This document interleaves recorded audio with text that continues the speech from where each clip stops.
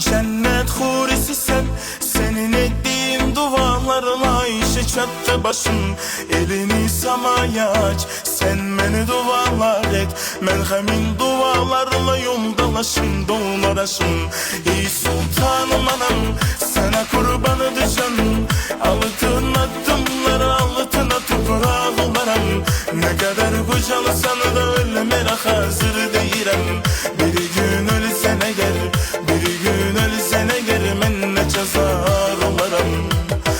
Canım anam, damarda kanım anam, cennet ayaklarındadır gülistanım anam. Sensiz düzmez yürek, Allah ayırmasın.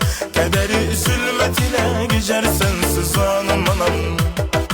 Canım anam, damarda kanım anam, cennet ayaklarındadır gülistanım anam. Sensiz düzmez yürek, Allah ayırmasın. Kederi zulmet ile geçer sensiz anam anam.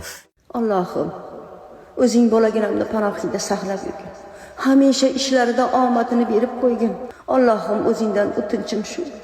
İşlarini rivojini bergin. Oh, Allohu akbar.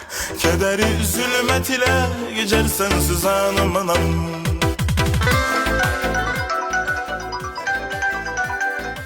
Alo. Assalomu alaykum aka. Ukajon, qo'shiqlarni qaytadan eshitdim. Menga ma'qul keldi. Rostdan. Rostdanmi akajon? Ertaga studiyaga keling. Xo'p. Xo'p bo'ladi akajon. Xo'p.